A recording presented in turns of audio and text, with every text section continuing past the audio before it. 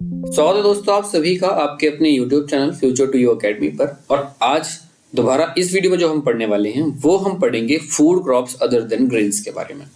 आपकी class 10th का जो ज्योग्राफी सीरीज जो चल रही है आपकी, उसी में का एक टॉपिक है जो चैप्टर 4 से एग्रीकल्चर जो है उसी में का एक टॉपिक है food crops other than grains. तो ग्रेन्स के अलावा जो चीज़ें थी अभी तक हमने क्या पढ़ा, जो ऐसी चीज़ें थी जो इसमें कि अनाज आता था। अभी तक जो चीज़ें पढ़ी है वो हमने सारी अनाज वाली पढ़ी हैं। अब मैं एक बार आपको दिखाता हूँ। जैसे कि अब इसमें हमने देखा, यहाँ पर हमने राइस देखा। राइस को भी आप देखेंगे कि वो अनाज में आता है। वीट जो है वो भी अनाज में आता है। मिलेट्स में हमने 3 चीज़ें पढ़ी थी, वो भी अनाज में आती हैं। मेज और पल्सेस ये भी हमने देखा कि ये अनाज में आता है। अब ऐसी क्रॉप्स पढ़ेंगे जो अनाज में नहीं आती हैं। किसमें? अनाज में नहीं आती है। तो वहीं हम देखेंगे कि अनाज में जो नहीं आती हैं वो ऐसी जो क्रॉप्स हैं वो है हमारी, देखिए उनमें से एक है शुगर केन।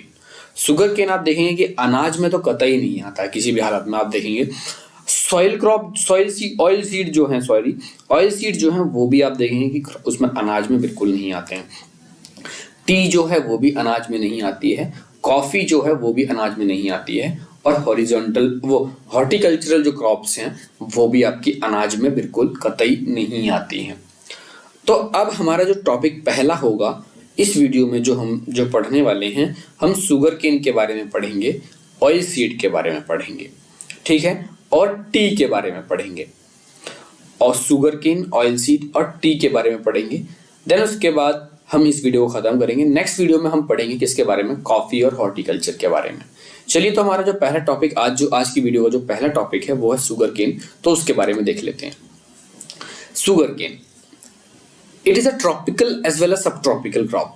ये आप देखेंगे कि ये ट्रॉपिकल क्रॉप है और एक सब ट्रॉपिकल क्रॉप भी है। अगर हम भारत देश की पोजीशन देखें ऑल ओवर वर्ल्ड में in production of the sugar cane, तो भारत दूसरे नंबर पे आता है। भारत कितने नंबर पे आता है? भारत शुगर केन प्रोडक्शन में दूसरे नंबर पे आता है। और पहले नंबर पे कौन है? ब्राजील, ठीक है। पहले नंबर पे ब्राजील सबसे ज्यादा गन्ने की खेती करता है। और जो भारत है, भारत दूसरे नंबर पे आता है। अब इस गन्ने को उगाने के लिए क्या क्लाइमेटिक कंडीशंस होनी चाहिए, क्या टोपोग्राफी होनी चाहिए, इसके बारे में अगर हम देखें तो गन्ने को क्या होता है कि हॉट ह्यूमिड क्लाइमेट चाहिए होता है। हॉट और ह्यूमिड क्लाइमेट चाहिए होता है। और टेम्परेचर हमारा कितना चाहिए होता है? टेम्परेचर जो है वो कितना चाहिए होता है? 21 से लेकर के 27 डिग्री का जो है टेम्परेचर इसको चाहिए होता है। वहीं अगर इसको हॉट एंड ह्यूमिड क्लाइमेट तो चाहिए ही होता है। और एनुअल रेनफॉल अगर की बात करें तो हम 75 सेंटीमीटर से लेकर के 100 सेंटीमीटर की इसको क्या चाहिए होती है? रेनफॉल भी चाहिए होती है। अब इरिगेशन तो रिक्वायर्ड होती है। Irrigation is required in the region of low rainfall. जहां रेनफॉल कम होती है वहां पे आपको क्या करना? इरिगेशन भी करवाना पड़ेगा। जहां रेनफॉल ज्यादा होती है वहां तो इरिगेट करने की जरूरत ही नहीं, क्योंकि बारिश ही हो जाएगी। It can grow on the variety of soils, needs manual labour. इसे अलग अलग वेराइटी पे सॉइल में ग्रो कर सकते हैं। मैनुअल लेबर बहुत ज्यादा चाहिए होता है। फ्रॉम सोइंग टू हार्वेस्टिंग, मतलब उगाने से लेकर के काटने तक इसमें मैनुअल लेबर बहुत ज्यादा चाहिए होता है। प्लेसेस की अगर बात कर लेता है, हम इनकी जगह की बात करें तो ये उत्तर प्रदेश में उगाया जाता है, महाराष्ट्र में उगाया जाता है, कर्नाटका में उगाया जाता है, तमिलनाडु में उगाया जाता है, आंध्र प्रदेश में उगाया जाता है, तेलंगाना, बिहार, पंजाब, हरियाणा, ऐसी ऐसी जगह पर ये क्या करा जाता है? उगाया जाता है। इसको अगर यूज देखें तो इस गन्ने का जो यूज होता है, देखिए अभी ये क्या, शुगर केन को हम हिंदी में क्या कहते हैं? हिंदी में हम बोलते हैं गन्ना, ठीक है। अब गन्ना का प्रयोग किस लिए किया जाता है? गन्ने से देखो चीनी बनेगी, शुगर, गुड़ बनेगा, जगरी, खांडसारी बनेगी, ठीक है। अब खांडसारी क्या होती है? देखो खांडसारी जो खांड होता है ना, ये खांड, इससे मिश्री बनती है। क्या बनती है? मिश्री। तो बोलता है तू खा ले मिश्री मलाई, वाला जो गाना आपने सुना होगा श्री कृष्ण का। तो ये आप देखिए गुड़ देखेंगे आप, जैसे शुगर बनेगी, जगरी बनेगी, खांडसारी बनेगी, मोलासिस बनेगा। मोलासिस ये क्या है? ये ब्राउन टाइप का होता है। मतलब एक तरह से आप देखोगे ना, दूर से अगर आप देखोगे इसको तो ये कोका कोला जैसा लगेगा। लेकिन इसको ना आप देखेंगे कि इसको एक शब्द और इसके लिए यूज किया जाता है। इसके लिए राब, एक शब्द किया जाता है, राब, ठीक है। राब नाम का एक शब्द यूज किया जाता है। आप आगरा वाले क्षेत्र में देखेंगे और फिरोजाबाद का जो क्षेत्र है, एटा, मैनपुरी, इटावा, ये जो क्षेत्र है वहां पर इसको एक जो मोलासिस नाम का जो है इसको राब बोलते हैं। ये ब्राउन टाइप होता है, बहुत ही ज्यादा मीठा होता है, बहुत अच्छा लगता है, ठीक है। आप खा के कभी देखिएगा, कभी आप जाते हैं इन क्षेत्रों में तो चलिए, हमारा अगला जो है वो है ऑयल सीड। ऑयल सीड से आप समझ सकते हैं कि ऐसे सारे जितने भी सीड्स होंगे जिनमें से क्या निकलेगा, तेल निकलेगा।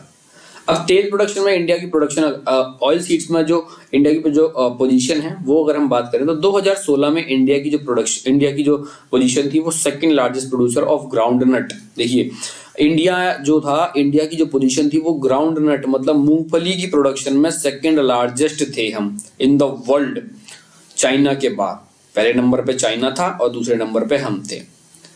इन रेपसीड प्रोडक्शन, और रेपसीड के प्रोडक्शन में अगर हम देखें तो इसमें India was the third largest producer. Rapeseed में इंडिया का थर्ड लार्जेस्ट था in the world after Canada. Canada सबसे ऊपर था, दूसरे नंबर पे चाइना था और तीसरे नंबर पे हम थे। तो ग्राउंड नेट में क्या थे, हम दूसरे नंबर पे और रेपसीड में हम तीसरे नंबर पे। ग्राउंड नेट में पहले नंबर पे चाइना था और रेपसीड में पहले नंबर पे कनाडा था, कनाडा के बाद चाइना, चाइना के बाद हम।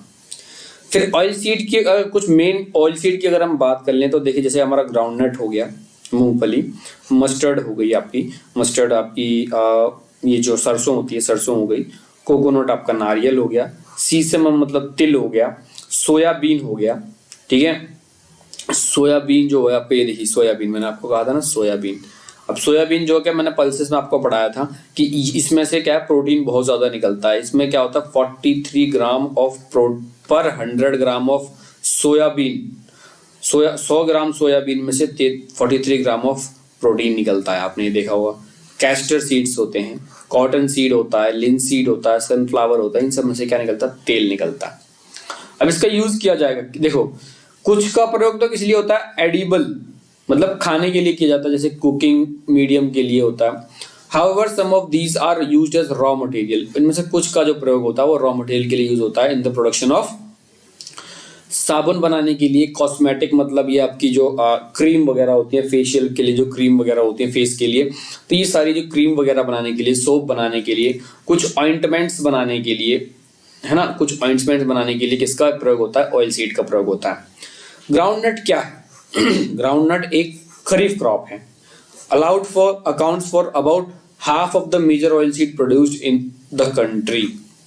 मतलब कंट्री में जितने भी ऑयल सीड होते हैं उसमें से आधा हिस्सा किसका होता है, ग्राउंडनट का होता है। मतलब कहने का मतलब ग्राउंडनट बहुत ही बड़े लेवल पे उगाई जाती है भारत देश में।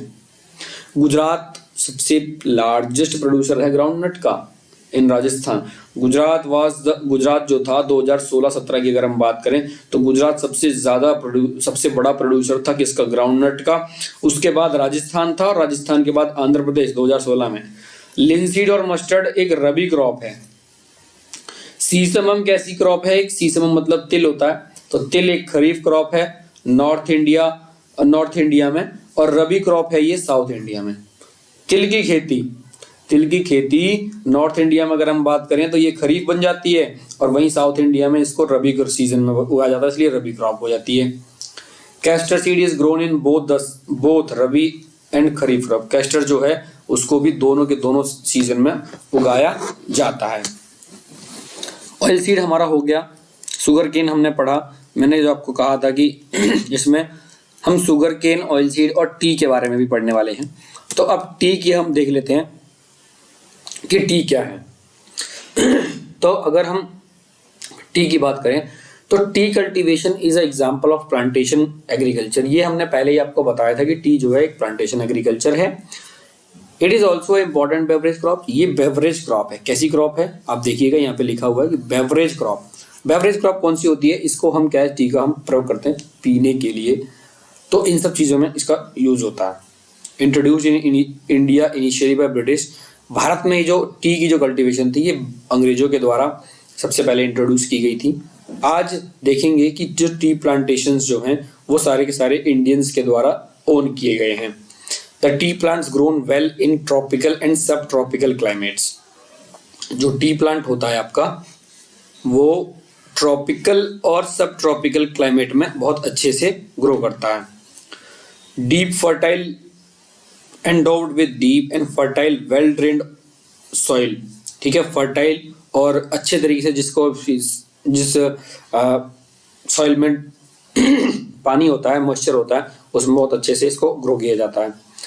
रिच इन ह्यूमस ह्यूमस में क्या होता है, रिच होती है। वहीं ऑर्गेनिक मैटर्स अगर आप देखेंगे कि इसमें ऑर्गेनिक मैटर्स भी बहुत ज़्यादा होता है, रिच इन ह्यूमस, मतलब इसमें आप देखेंगे खाद बहुत ज़्यादा होता है, ऑर्गेनिक मैटर्स बहुत ज़्यादा होते हैं। तो ऐसे क्षेत्र पर ऐसी जो सॉइल होती है वहीं पर ये टी की प्रोडक्शन बहुत अच्छे से होती है। अगर इसकी रिक्वायरमेंट हम देखें तो इसको चाहिए होता है क्या, इसको चाहिए होता है warm and moist free climate चाहिए होता है, गर्म और मॉइस्ट फ्री, मतलब कि आप देखेंगे कि इसमें ड्राई सीजन चाहिए होता है इसको, moist frost free season, moist frost free season all through the year, frequent showers evenly distributed over the year ensure conditions growth continuous growth of tender leaves. देखो अब फ्रीक्वेंट शावर्स कहने का मतलब लगातार कुछ टाइम पर शावर्स, जो पानी की जो शावर्स होती रहती हैं, उससे क्या होता है कि इनकी जो कंडीशंस होती है ग्रोथ के लिए टेंडर लीव्स की, तो जो इनकी जो टेंडर लीव्स होती हैं वो ग्रो करती रहती हैं कंटिन्यूसली। अगर इस पर क्या होता है कि थोड़ी थोड़ी बारिश रिमझिम होती रहे तो काम इनका चलता रहता है कि ये बढ़ती रहती है और ये कंटिन्यूसली ग्रो करती रहती है। टी एक लेबर इंटेंसिव इंडस्ट्री है, इसमें लेबर बहुत ज़्यादा लगती है और इसको क्या चाहिए होता है कि abundant cheap and skilled labour चाहिए होती है, बहुत ज़्यादा चाहिए होती है, सस्ती और स्किल्ड लेबर चाहिए होती है। ठीक है, तो ऐसी जो इसकी जो रिक्वायरमेंट है ये, tea is processed within the tea garden to restore its freshness. Tea जो है कहाँ पर स्टोर की जाती है, इस प्रोसेस की कहाँ पर प्रोसेस की जाती है, टी गार्डन्स में, और रिस्टोर किया जाता है ताकि फ्रेशनेस रहे। T is processed within the tea gardens, tea garden में इसको टी को क्या होता है कि प्रोसेस किया जाता है ताकि इसकी जो फ्रेशनेस है वो फ्रेशनेस बनी रहे। तो देखिए आज की वीडियो में हमारा यही था, और आपको जैसे भी ये वीडियो लगी हो, जो आपको ना समझ में आया वो आप मुझे कमेंट सेक्शन में बता सकते हैं और आप मुझे इसके बारे में बता सकते हैं। और चैनल को आपको क्या करना है, चैनल को कर लेना सब्सक्राइब, ताकि अपने दोस्तों को भी बता देना। और आपको ये जो चैनल के लिए जो सब्सक्राइब करने के बाद आपको बेल आइकन दबा लेना ताकि आपको ये नोटिफिकेशन आती रहे, कोई भी मैं वीडियो डालूं तो उसकी आपको आसानी से आ जाए। तो चलिए अब जो नेक्स्ट वीडियो जो हम आएगी, जो मैंने आपको पहले ही बताया हुआ है कि नेक्स्ट वीडियो में हम पढ़ने वाले हैं। आज अभी जो इस वीडियो में हमने पढ़ा वो हमने शुगर केन पढ़ लिया, ऑयल सीड पढ़ा, हमने टी पढ़ा। नेक्स्ट वीडियो में हम कॉफी और हॉर्टिकल्चर क्रॉप्स के बारे में पढ़ेंगे। तो नेक्स्ट वीडियो के लिए तब तक मिलते हैं, अब नेक्स्ट वीडियो में मिलते हैं आपको, तब तक के लिए धन्यवाद, टेक केयर, बाय बाय, जय हिंद, जय भारत।